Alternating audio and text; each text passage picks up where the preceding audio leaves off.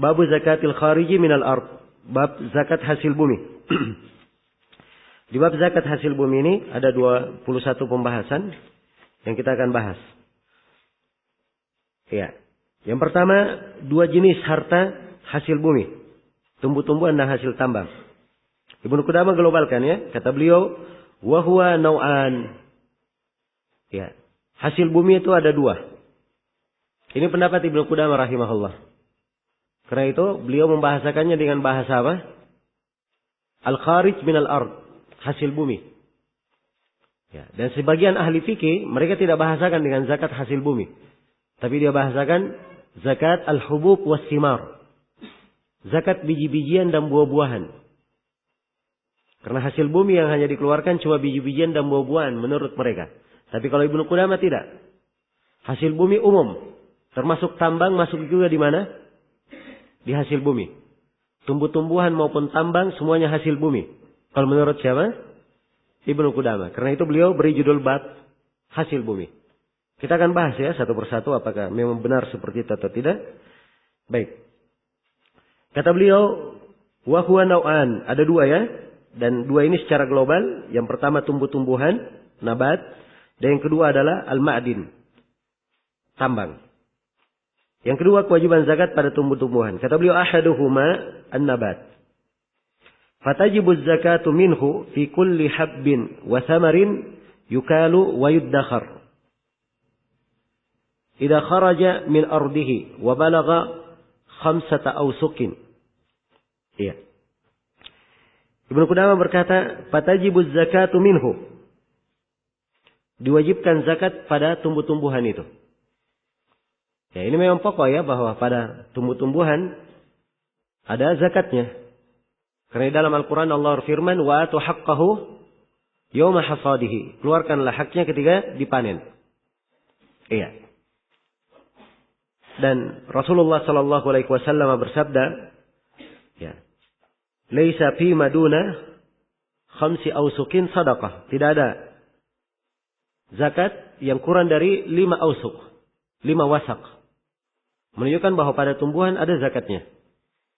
Baik, jadi dalil-dalil bahwa ada zakat, kewajiban zakat pada tumbuh-tumbuhan ini adalah hal yang dimaklumi.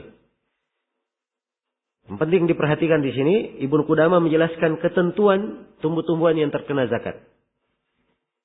Ya, jadi kalau ingin tanya tumbuh-tumbuhan apa saja yang kena zakat, apakah ada ketentuannya? Ya.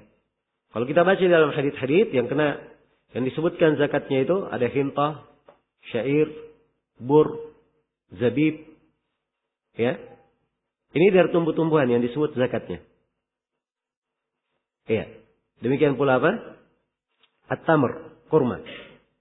Apakah zakat terbatas pada 5 ini saja? Pada tumbuh-tumbuhan yang disebut saja? Atau dia berlaku umum? Yang benarnya berlaku apa? Berlaku umum, tidak terbatas pada 5. 5 ini contoh. Iya. Dikiaskan dengannya seluruh yang semisal dengan 5.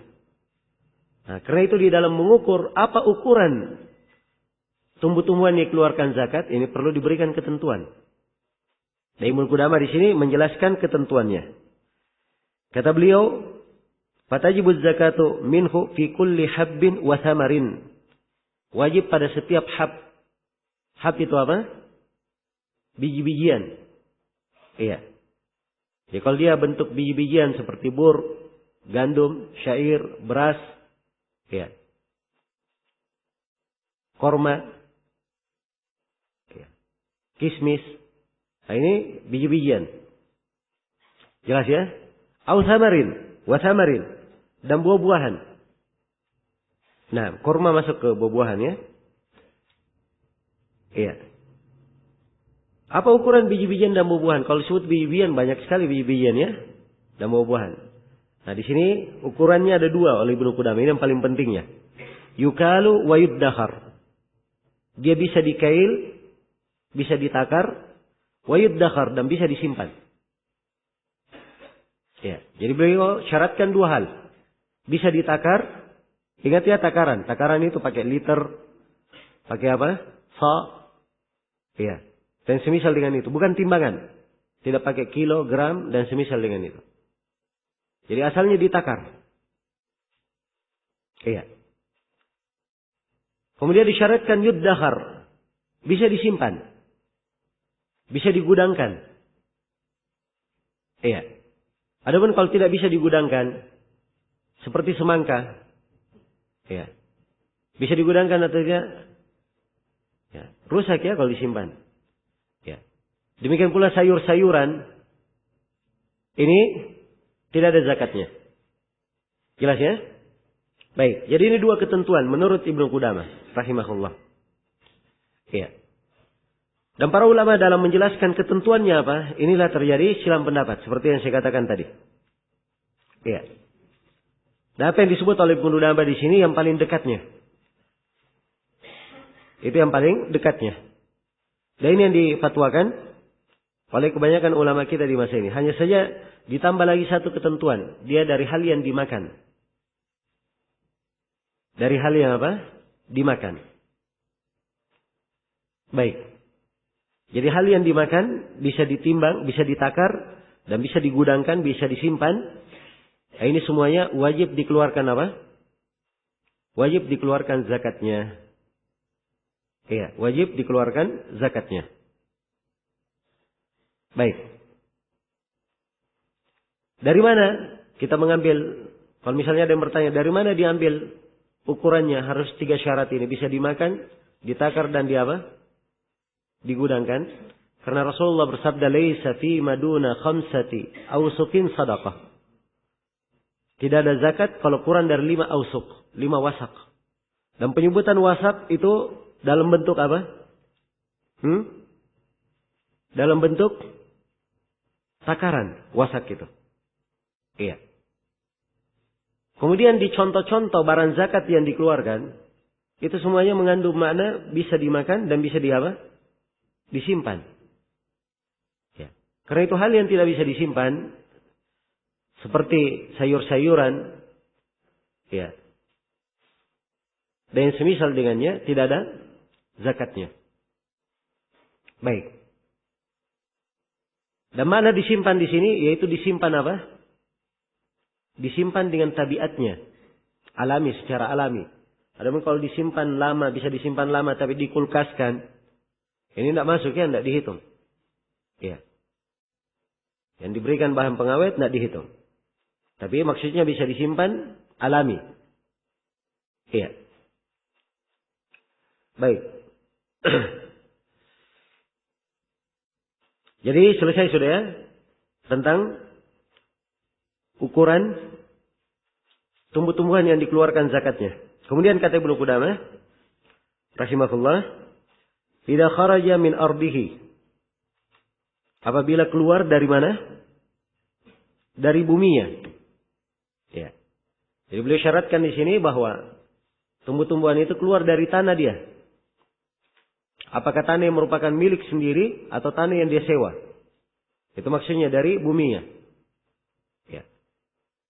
Jelas ya, karena itu kalau misalnya ada yang dia membeli beras misalnya, berapa karung banyak dia simpan, ya, untuk keperluan dirinya, lebih nisab, maka ini tidak ada zakatnya. Jelas ya, tidak ada zakatnya dari apa? Dari mana hasil bumi, karena bukan keluar dari buminya. Iya. Tapi kalau misalnya dia beli untuk dia perdagangkan, ini urusannya di bab zakat apa? Zakat perdagangan. Baik. Kemudian kata beliau dari ketentuan berikutnya, wa balagha khamsata awsuq, dan mencapai kadar 5 wasak. Iya. Mencapai kadar berapa? 5 wasak. Ya, 5 wasak. 1 wasak itu akan diterangkan oleh Ibnu Qudamah berapa jumlahnya. Jadi harus mencapai 5 wasak.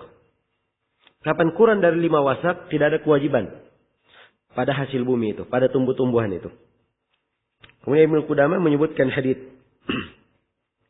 Di qauli Rasulullah sallallahu alaihi wasallam, "Laisa fi habbin wala tamrin sadaqatun hatta yablugha khamsata awsuq."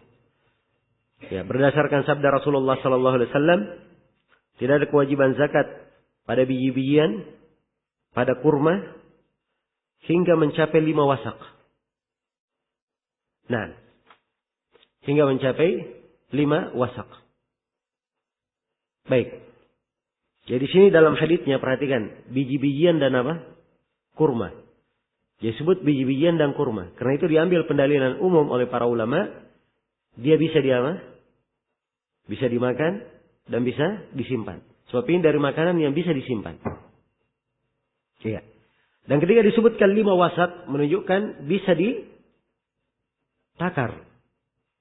Bisa ditakar. Baik.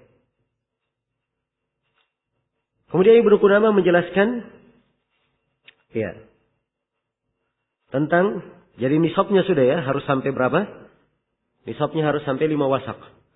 Kemudian Ibnu Qudamah terus menjelaskan ukuran wasak dan sa'. Kata beliau, wal wasaku sittuna sa'an. Was-sa'u ratlun bid dimashqi wa uqiyatun wa khamsu asba'i uqiyah. Iya. Wasak itu jumlahnya berapa sa'? 60 sa'. Ya. 60 sa'.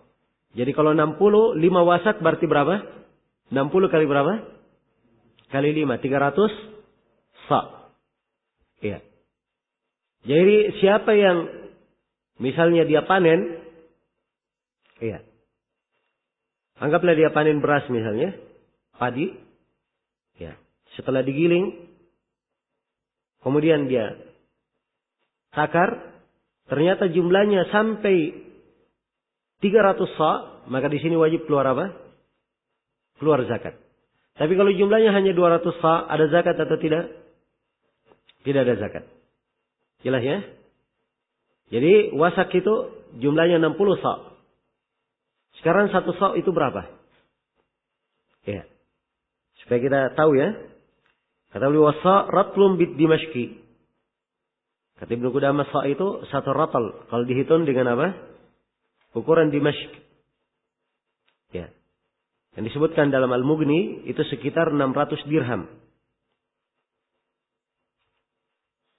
Jelas ya? 1 ratal ditambah uqiyah. Wa khamsatu asba'i uqiyah. Jadi 1 ditambah 5/7 uqiyah. Nah, ini hitungan Ibnu Qudamah menghitung dengan hitungan ini sebab ini yang dikenal di masa beliau rahimahullah. Karena itu para ulama kita di masa sekarang mereka mengukurnya dengan timbangan. Sebab umumnya kita mengukur dengan apa? Dengan timbangan, dengan gram. Ya. Dan ini letak silam pendapat di dalam mengukurnya. Ya. Karena sa' itu sendiri diukur oleh para ulama, beraneka ragam mereka mengukur. Hanya saja saya berikan fatwa-fatwanya di dalam hal ini. Kalau Syekh Ibnu Utsaimin, beliau memandang 1 sa' itu 2 kilo 40 gram. Iya. Kalau di fatwa Lajnah Daimah, 1 sa' 3 kilo. 1 sa' berapa? 3 kilo. Iya. Dan Syekh Ibnu Utsaimin menyebutkan ya bahwa beliau di ukuran sa'-nya, beliau ukur sendiri. Kata beliau diketemukan di reruntuhan rumah-rumah lama di Qasim, ada sa' dari tembaga. Dan di sa' itu tertulis riwayat-riwayat. Ini adalah sa' milik si fulan. Diambil dari si fulan, sampai dari sahabat Zaid bin Thabit. Bahwa ini adalah sa' yang dipakai oleh Nabi. Jelas ya? Jadi setelah beliau ukur, ya, jumlahnya itu 2 kilo berapa? 40 gram. Kalau guru kami Syekh Ahmad An-Najmi, beliau juga punya riwayat sa'. Ya. Dan beliau katakan sa' yang saya punya, saya sudah ukur berulang kali dengan beberapa jenis makanan. Dan itu jumlahnya pada setiap sa'-nya. Ya. Apa? Sa' ini pertama sebelum saya lanjut ya. Yang ada ukurannya itu mud, bukan sa', afwan ya. Mud bukan sa'. 1 sa' berapa mud? 4 ya. Jadi setelah diukur kembali, dihitung 4 mud dikali 4, kesimpulan Syekh Ibnu Utsaimin 2 kilo berapa? 40 gram. Kalau Syekh Ahmad An-Najmi beliau katakan 1 mudnya itu yang dia miliki itu berapa? 600 gram. Ya 600 kali 4 berapa? 2,4 kilo. 2.400 gram. Jelas ya? Baik. Kalau lajnah daimah mereka hitung 3 kilo. Mereka hitung 3 kilo. Ya, jadi ini ukuran sa'. Dan sebenarnya di dalam zakat asalnya, kita memakai riwayat apa? Memakai timbangan. Memakai takaran, bukan memakai timbangan. Itu yang dasar. Tapi yang menjadi masalah, yang mana sa' itu? Itu yang menjadi masalah. Sa' itu yang mana yang dipakai oleh Nabi? Nah, inilah berkaitan dengan riwayat ya. Nah, baik. Jadi kalau dalam hal yang seperti ini, ya, sebenarnya mudah untuk kalau ingin ambil mudahnya, bila seorang punya kewajiban zakat, diambil ukuran sa' yang paling sedikit. Kalau dia ada kewajiban, ya, misalnya dia ingin keluarkan zakat, dia ingin hitung berapa zakatnya, maka diambil ukuran sa' yang paling sedikit, 2 kilo 40 gram. Tapi kalau di pembahasan zakat fitri, dia wajib mengeluarkan 1 sa' beras yang dia keluarkan. Maka diambil yang paling banyak. Dikeluarkan 3 kilo. Jangan dikeluarkan 2 kilo. Jelas ya? Kalau dia lakukan ini, maka ini sudah lepas tanggung jawabnya. Sudah hati-hati. Ya, pasti dia sudah selamat. Jelas ya? Tapi kalau misalnya diambil salah satu dari pendapat para ulama kita yang menakar, insya Allah tidak ada masalah. Sebab itu artinya dia sudah berpegang dengan riwayat yang siqah di dalam hal ini. Baik, jadi ini ukuran sa'. Ya, sekarang kita menghitung-hitungan ya. Anggaplah 1 sa' itu, kalau kita ukur dengan ukuran siapa? Syekh Ibnu Utsaimin. Ya. 1 sa' 2 kilo berapa tadi? Iya. Baik, 2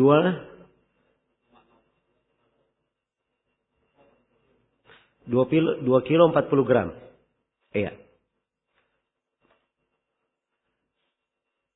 Dikali 1 sa' berapa? 1 wasak berapa sa'?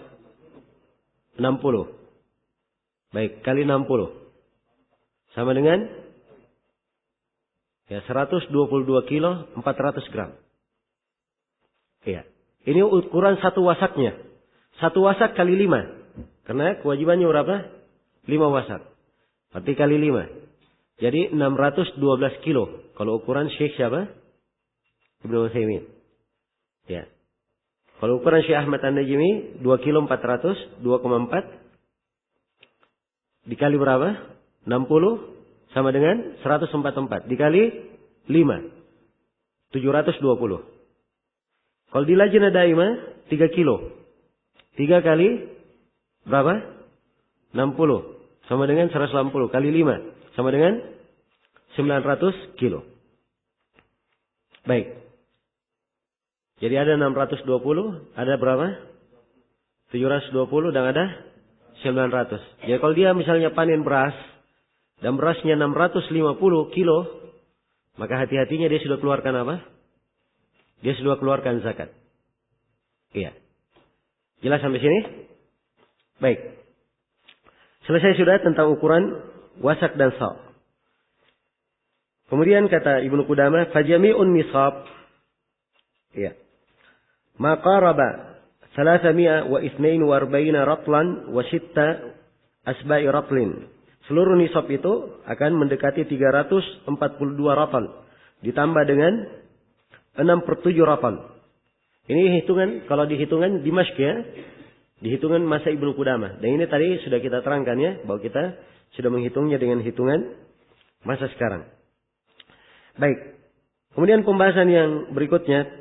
Ketentuan kadar zakat tumbuh-tumbuhan yang dikeluarkan. Ya, jadi sekarang wajib zakat. Berapa kadar zakat yang dikeluarkan? Ibnu Qudamah jelaskan. Wa yajibul usyru fi masukiya. Ya. Fi masukiya minas sama'i was suyuh. Ya. Kata beliau, dan wajib dikeluarkan 1/10. Kalau hasil buminya itu dialiri dari langit, ya, atau dialiri dari aliran-aliran air yang berasal dari sungai atau berasal dari mata air. Ya. Kalau dibahasakan lain, ya, dibahasakan bebas. Kalau hasil bumi itu mendapat pengaliran air secara gratis, maka dikeluarkan berapa? Dikeluarkan 1/10. Iya. Dikeluarkan 1/10. Baik. 1/10 atau berapa persen? 10%. Wa nisful usyur fi masukiya bi kulfatin kadawali wan nawadhif. Adapun kalau dia mendapatkan pengaliran dengan cara ad-dawali ini tempat penampungan air ya, dan nanti diputar oleh apa? Oleh sapi atau hewan yang memutarnya untuk membagi air ini. Ya. Atau dialiri dengan cara memakai unta-unta, ini semua pakai biaya. Ya. Jadi kalau hasil bumi itu tumbuh dengan menggunakan biaya, ya pengalirannya memerlukan biaya, maka yang dikeluarkan berapa? 1/2 dari 1/10. Ya, 1/2 dari 1/10 berapa? Hah? 1/20. Saya tidak tanya persennya. 1/20. 1/20 berapa persen? 5%. Baik. Jadi ini ukurannya ya.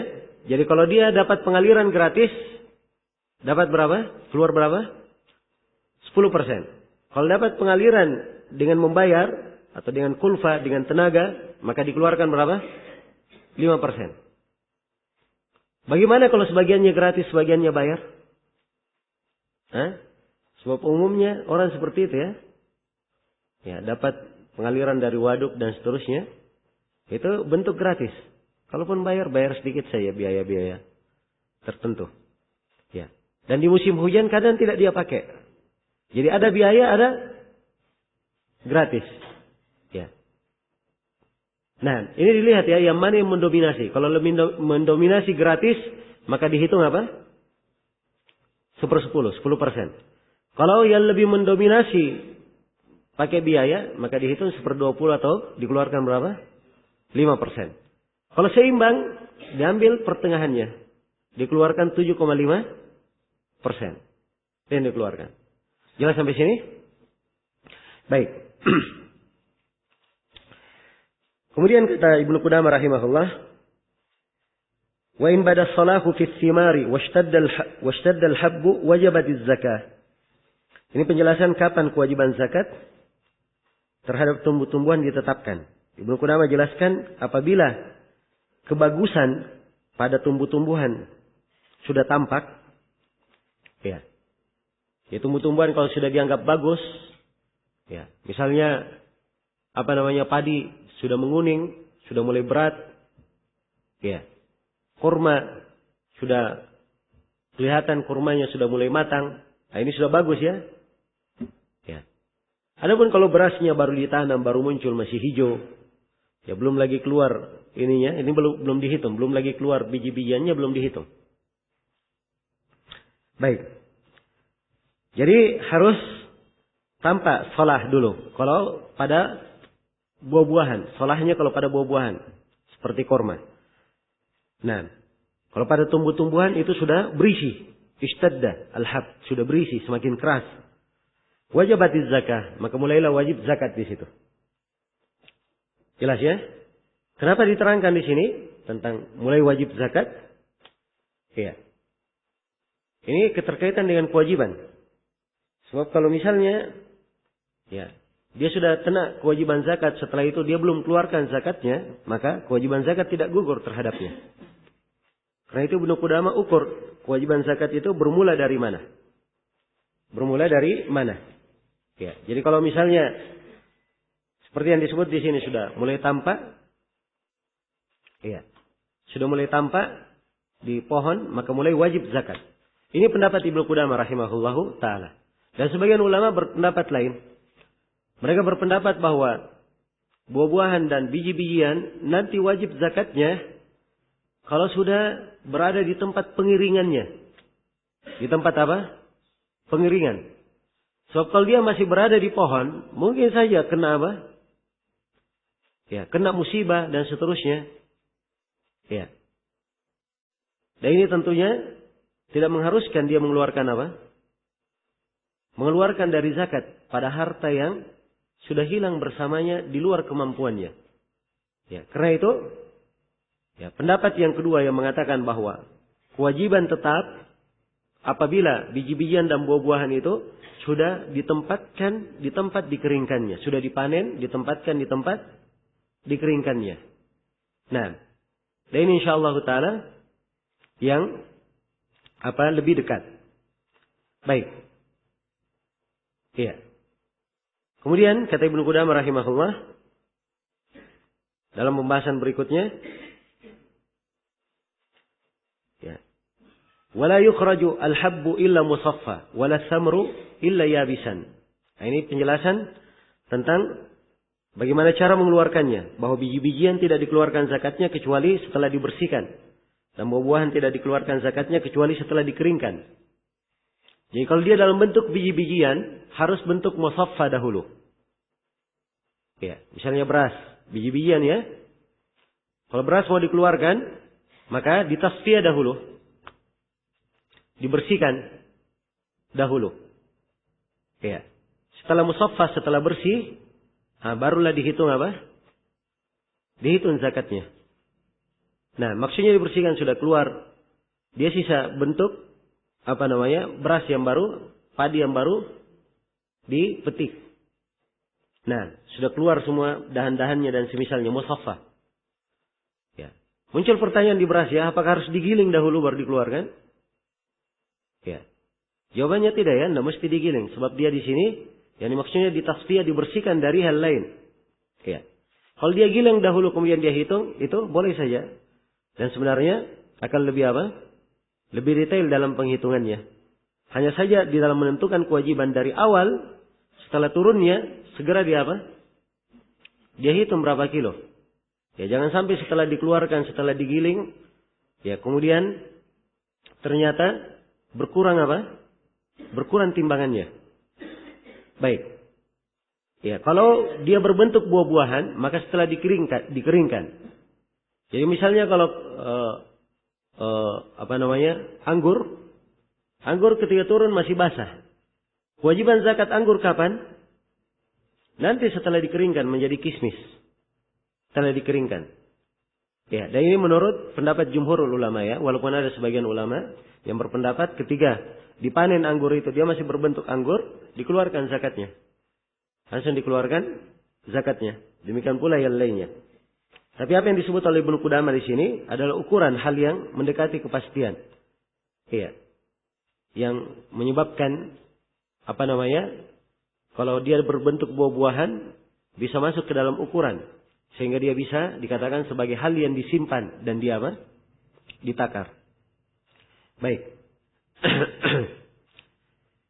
Kemudian pembahasan berikutnya kata Ibnu Qudamah rahimahullah, wala zakata fima yaksibuhu min mubahil hab was-samar wala fil liqat wala ma ya'khudhuhu ujratan li hasadihi. Iya. Ini penjelasan bahwa kata Ibnu Qudamah tidak zakat pada apa yang didapatkan oleh seseorang dari mubahil hab was samar. Ya, jadi misalnya seorang memungut biji-bijian. Ya. Dia memungut biji-bijian atau buah-buahan dia pungut, mubah. Ya, bukan dari hal yang haram ya. Kalau haram misalnya dia curi, dia rampas, itu lain lagi masalah. Tapi di sini dari bentuk mubah dia dapatkan. Ya, ini tidak ada zakatnya. Wala fil liqat, demikian pula kalau dia pungut. Ya, dia dapat dalam bentuk pungutan. Ya. Karena di pembahasan pungutan kalau sudah tidak ada nilainya, dipungut ternyata setelah itu menjadi banyak, ya, pungutannya, maka ini juga tidak ada zakatnya. Wala ma ya'khudhuhu ujratan li hasadihi. Demikian pula kalau diambil sebagai upah karena dia ikut memanen. Iya, ikut memanen. Misalnya seorang pekerja, dia membantu kerja dan dari hasil upahnya diberi dari apa? Diberi dari beras. Ya. Maka hasil panen yang dia dapatkan sebagai upah ini tidak ada zakatnya. Tidak ada zakatnya. Ini pembahasan yang ke-10 dan ke-11 yang kita sebutkan di poin. Baik. Setelah itu Ibnu Qudamah rahimahullah, jadi saya simpulkan di sini bahwa Ibnu Qudamah ingin menegaskan bahwa zakat itu dikeluarkan dari pemilik tumbuh-tumbuhan yang keluar dari tanahnya.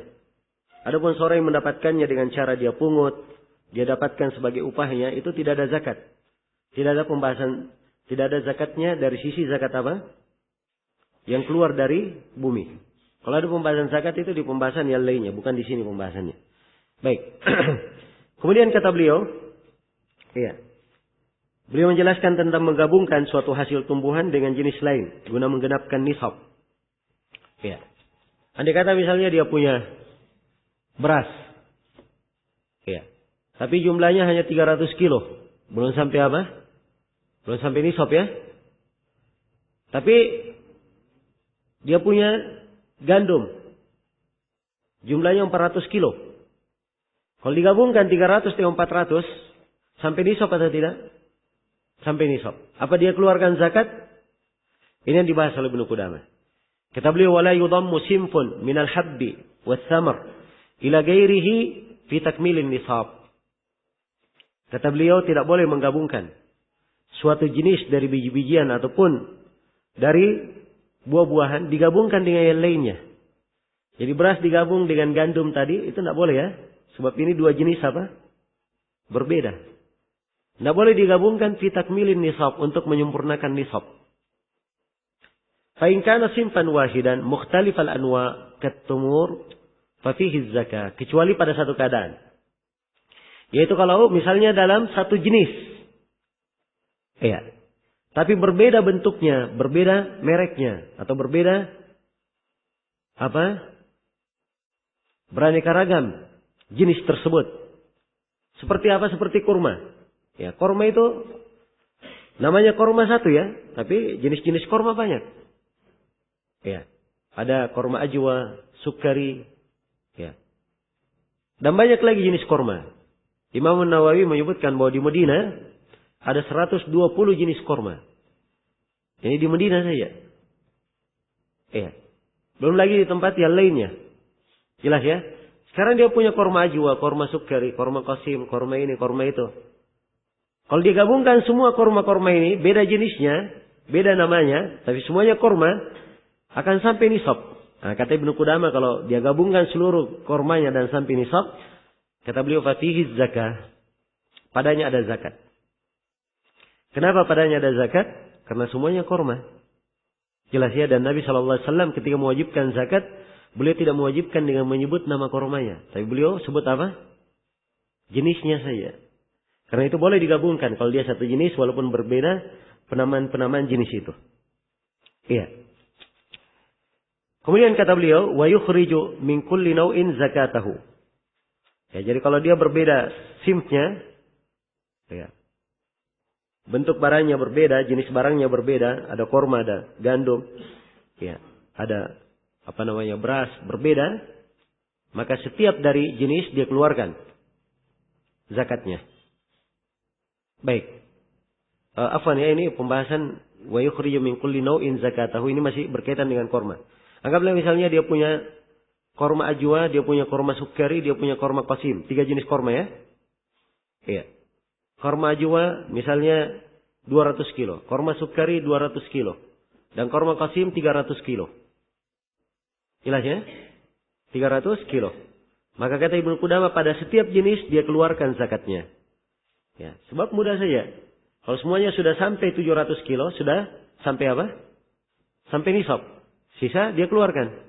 Ya, sekarang berapa yang dia keluarkan? Berapa persen yang dikeluarkan? Hah? Dari contoh yang saya sebutkan korma ini, berapa persen yang dikeluarkan? Hah? Ya, dirinci ya, dilihat, tanya ke yang panennya beras. Dia aliri gratis atau tidak? Ya.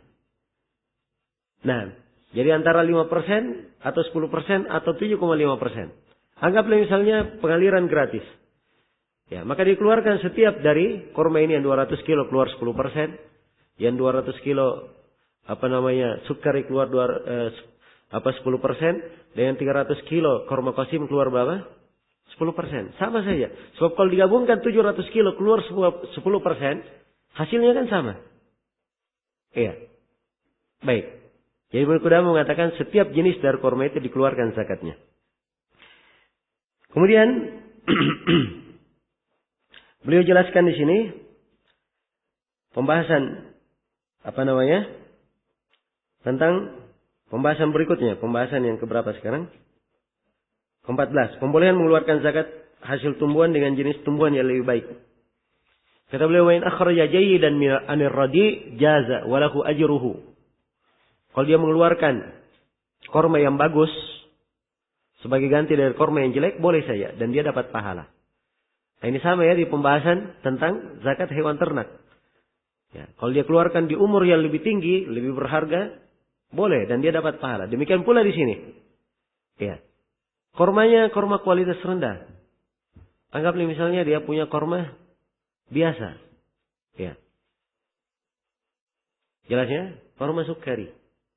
Setelah itu dia keluarkan korma ajwa, lebih tinggi kualitasnya. Boleh atau tidak? Jawabannya boleh dan dia dapat pahala. Ya, sebab ya, di dalam berinfak dan di dalam mengeluarkan, seorang memang dianjurkan dia keluarkan yang paling baik yang dia miliki. Ya, apalagi kalau hal tersebut berkaitan dengan hal-hal yang disukai, dia cintai. Itu pahalanya lebih besar. Ya Allah firman, "Lan tanalul birra hatta tunfiqu mimma tuhibbun." Kalian tidak akan mendapatkan kebaikan sampai kalian menginfakkan apa yang kalian cintai. Baik, selesai sudah ya. Tentang hasil bumi yang berbentuk apa? Tumbuh-tumbuhan. Sekarang Ibnu Qudamah berpindah kepada hasil bumi yang kedua.